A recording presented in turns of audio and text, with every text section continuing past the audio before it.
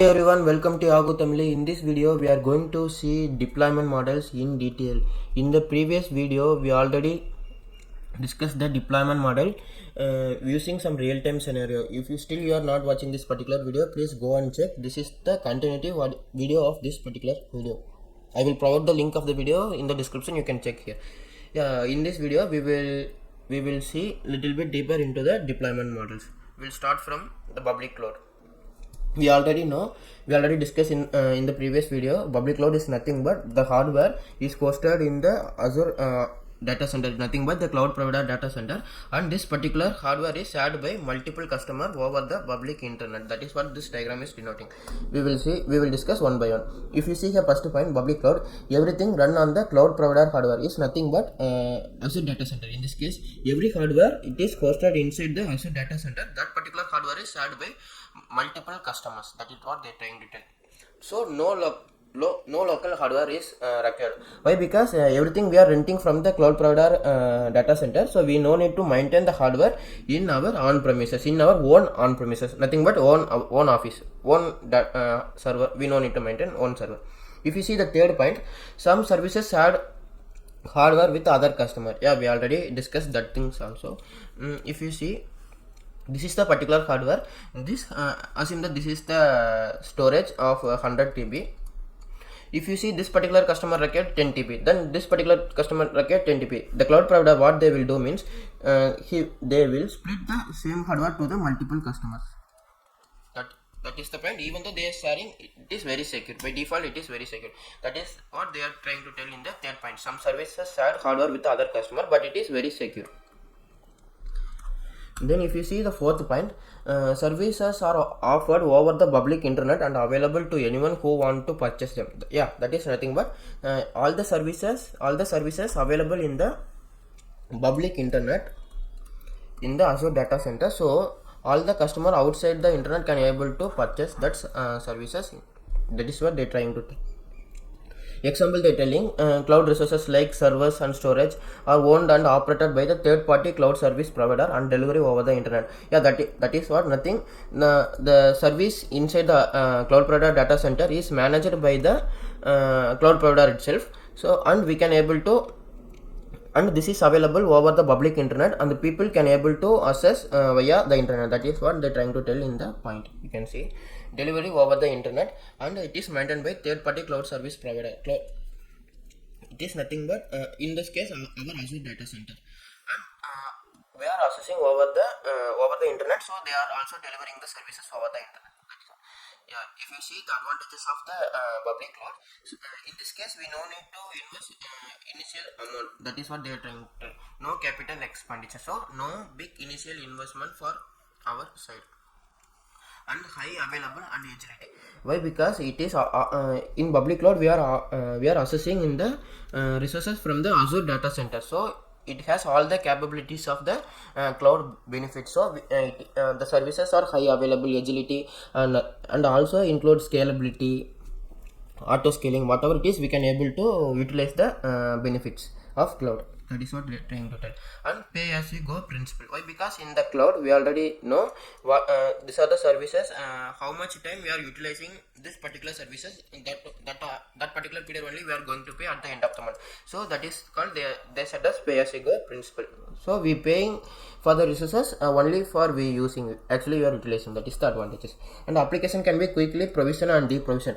Why? Because it is in the public cloud we are going to run all the things in the Azure data center. In the Azure data center they already they set up the hardwares, so we directly, whenever we need, we directly request the cloud provider, so they quickly set up the resources for us and we can able to access through the online. So in this point what they are trying to tell is we can able to quickly provision and deprovision. Why? Because the hardware setup is already done, it is default, so we can able to create the resources very quickly, and if we no need we can able to deprovision quickly. That is what they are trying to tell. Application can be quickly provisioned and deprovisioned in the public cloud. So no hardware maintenance. Why? Because everything is run on the cloud provider hardware, so we no need to maintain anything. And also if you see here, no deep technical knowledge required. Why? Because if the hardware is running in our on-prem, then we need to provision the people to maintain the particular hardware. So we need,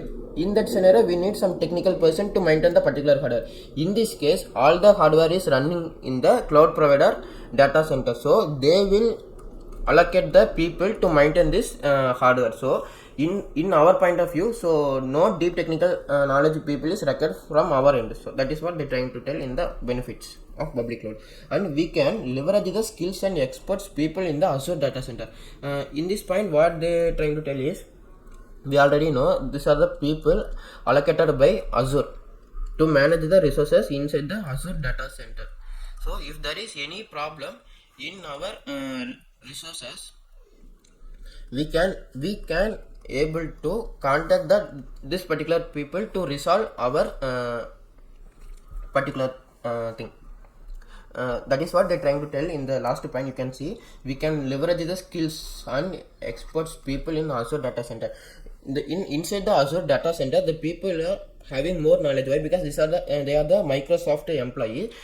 We can also leverage means nothing but we are utilizing the knowledge.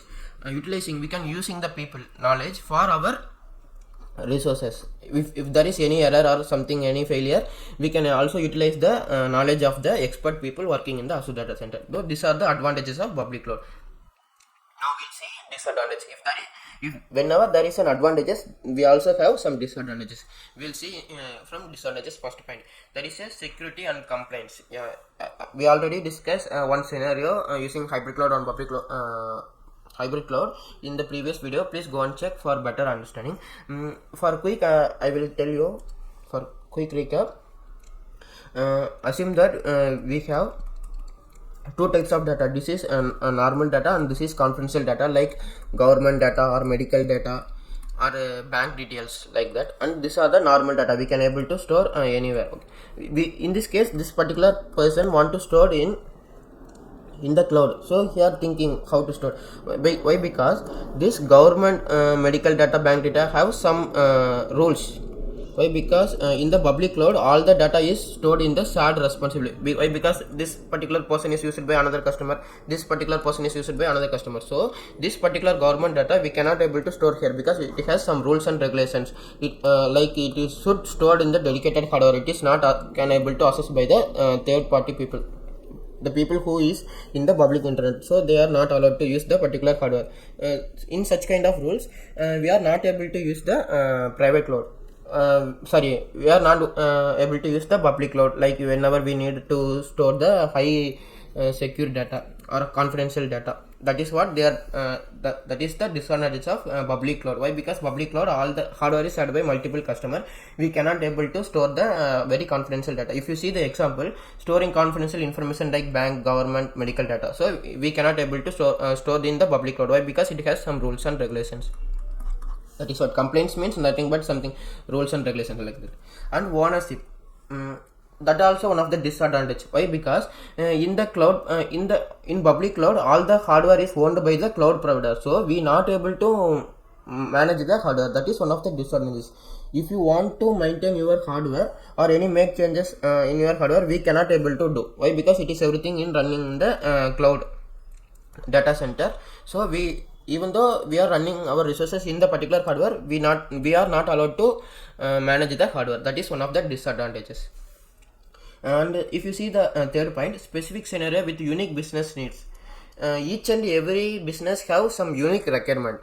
So based on our business requirement, if we need to changes hardware configuration, in that particular thing we are not able to do in the public cloud. Why? Because that particular hardware is running on the cloud provider hardware. We are not allowed to configure the hardware. So this is one of the disadvantages. Even though the public cloud hardware is satisfied most of the business requirement, but some rare scenario it will be not suitable. That is some business maybe require some unique needs, right?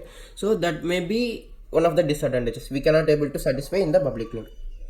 If you see the last point, not able to run our legacy application. Legacy application is nothing but it is a old version software or application. Okay, this cannot be run in the Azure on-prem Azure data center. Why? Because inside the Azure data center, all the hardware is in the updated latest technology. So we cannot able to run the old version application in that particular hardware. If you want to run our old version software, what we have to do means we have to keep the old hardware that may be supported to this particular version of hardware. Then we have to maintain in our own on premises.